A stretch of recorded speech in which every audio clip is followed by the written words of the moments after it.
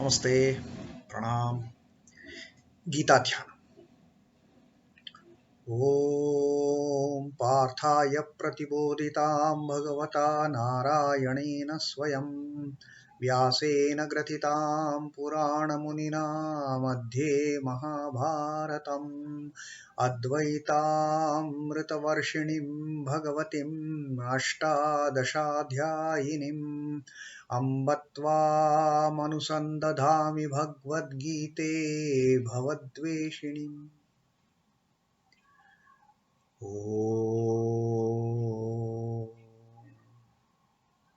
O Bhagavad Gita, with which Lord Narayana himself gave enlightenment to Arjuna. Ancient sage Vyasa included it in the Mahabharata. O Goddess, content in the 18 chapters, and bestower of the knowledge of non-dualism, O my affectionate mother, the destroyer of rebirth, I meditate upon thee.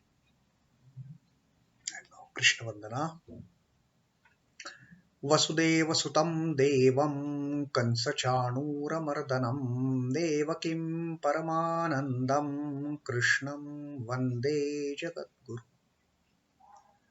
O Lord, the son of Vasudeva, the slayer of Kansa and Chanur, extreme delight for Mother Devaki, O Krishna, the supreme teacher of the universe, I bow down to you. And today we take up the 49th Shloka of the second chapter, Sankhya Yoga, second Adhyaya of Srimad Bhagavad Gita. Sri Krishna is telling Arjuna about the frame of mind that unbecomes a yogi, that how the yogis and the non-yogis, so to say, how they differ in their approaches, in their attitudes.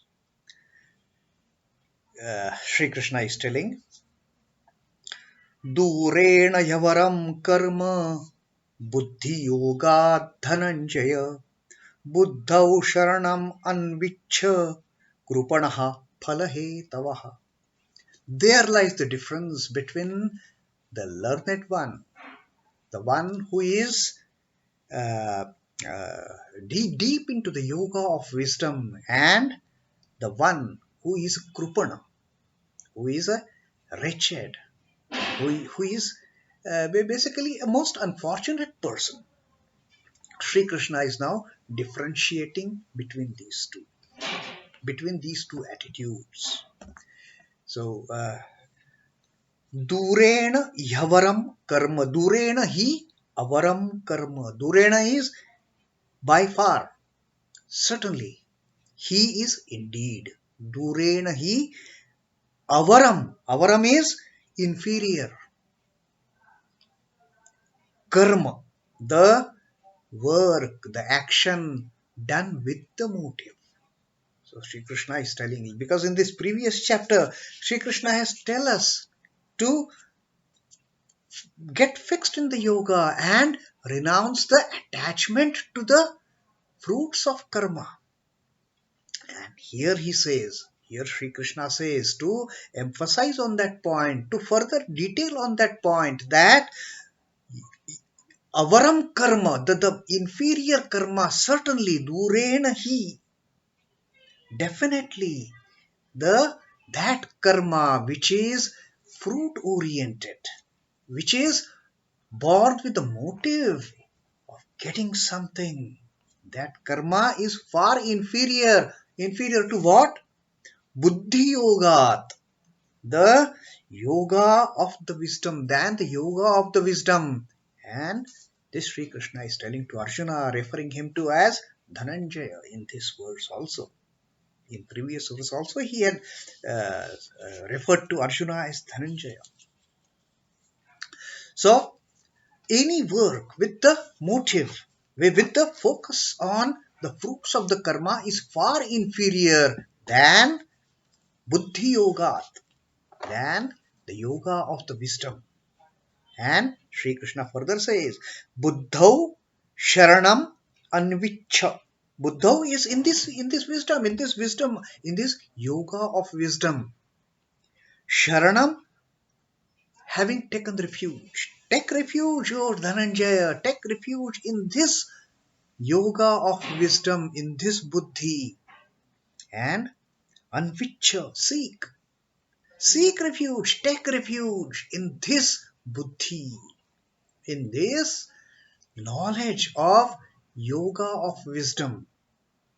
kṛipaṇāḥ phala-hetavaḥ. kṛipaṇāḥ is wretched, the most unfortunate one. Its another meaning, grammatical, could be kṛipaṇa is, very poor. Poor in a sense, in terms of richness, or even miserly, an unfortunate soul. So, what do these wretched souls, the unfortunate souls, what do they do? phala-hetavaḥ. They are all their actions. Whatever they do is to seek something. Their entire focus is on the action of the fruit of the action, of the fruit of that karma, whether they will get a good thing. And in the process, they dilute the significance of that karma. They get into all kind of wretched practices, in the ill activities, because their focus is, come what may, I should win. But a real seeker, he doesn't look at the fruit of the karma. He only does whatever has come to his Lord, remains satisfied with it. The fruit of that Lord will give. He is not, that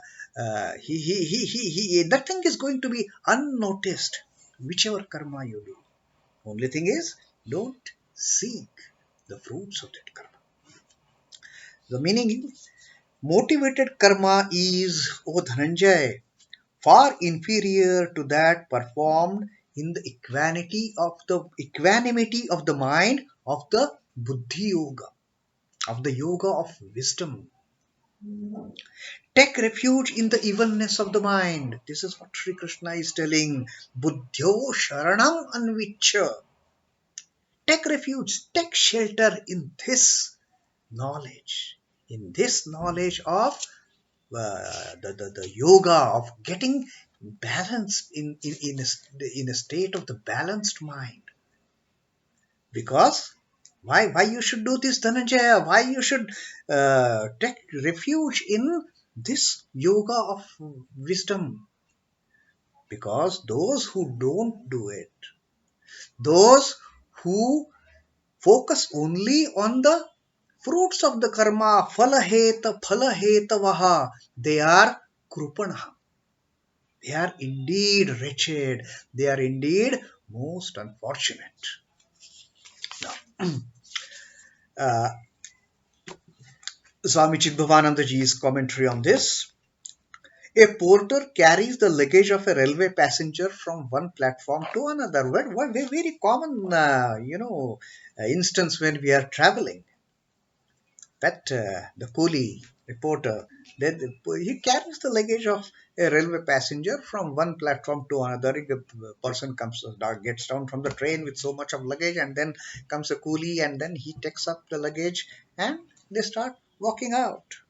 Or if a person has to board a train, then the coolie comes to the entrance of that railway station, picks up the luggage and takes it to the platform till the time the train comes. A co-passenger also carries for him one or two bundles of his with a helpful attitude. Now it might happen that he has got maybe so many bags. The baggages are huge. So apart from the coolie being carrying, the co-passenger, who is maybe his friend, who has got nothing to do, with that part of luggage, he also, with the helping attitude, he takes a couple of bags. Okay, give me one suitcase, I will carry it for you. Now, though the action is same for porter and the co-passenger, their attitudes, they differ widely. The motivation, the motive of porter picking the luggage and a co-passenger picking up a suitcase to help that man, the attitudes are totally different. One works for wage, one works for money, while the other loves for humanity, just for the sake of providing a helping hand, just as a courtesy, towards fellow passenger. Come, I will carry your this small bag, which the porter may not be able to keep it on the top of so many bags that he has taken on his head. So see the attitude, see the motives in these two actions is so very different. Porter has to earn his living, fine. So he will pile up 3-4 bags on his head, 2 bags here, 2 bags here, and the remaining bag.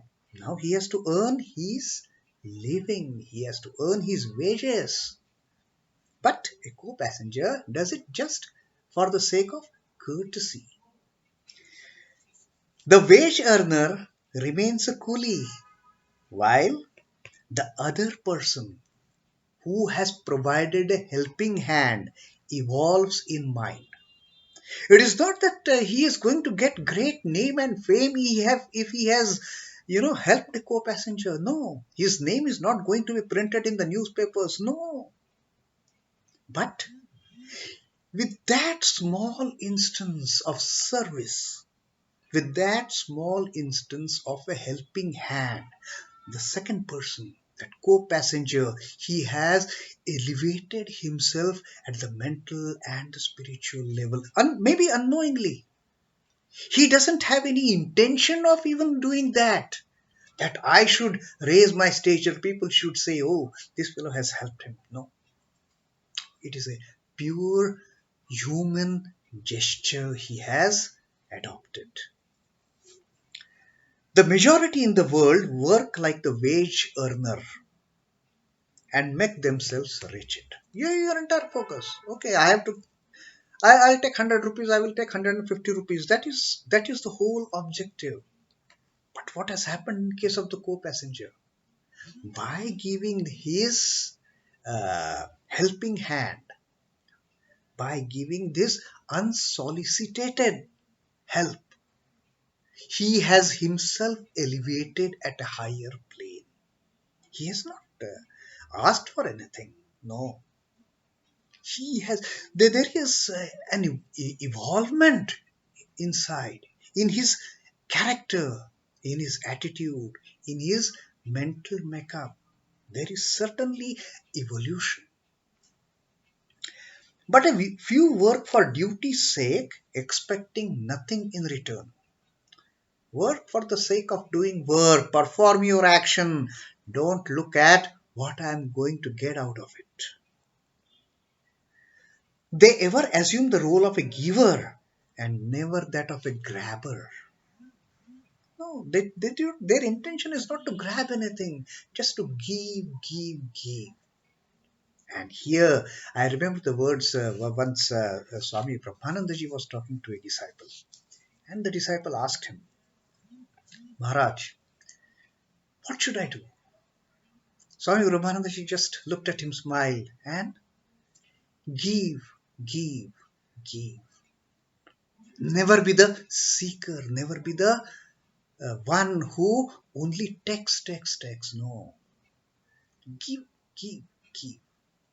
And that is again, as Sri Ramakrishna has said, the gist of Bhagavad Gita. Tagi. Gita. You repeat 10 times, you end up repeating as Tyagi. Tagi, which is a form of Tyagi. Give away. Give away your love. Give away your service. That is the gist of Gita. So, the more a man acts for duty's sake, seeking nothing in return, the more he grows in yoga. He automatically, there is, whether he knows it or not, there is evolution. His mind evolves, his mental stature, his spiritual stature definitely gets promoted to a much higher level. without seeking anything in return. That is the key. That is the key word for doing this particular service as act of service, and not the phala-hetavaḥ. Phala-hetavaḥ becomes kṛipaṇāḥ. That is for kṛipaṇāḥ. That is for wretched people. That is for those unfortunate people. O Dhananjaya. And Krishna is telling all of us that take refuge, take shelter in that buddhi, in that yoga of wisdom, in that yoga of equanimity, the same-sightedness.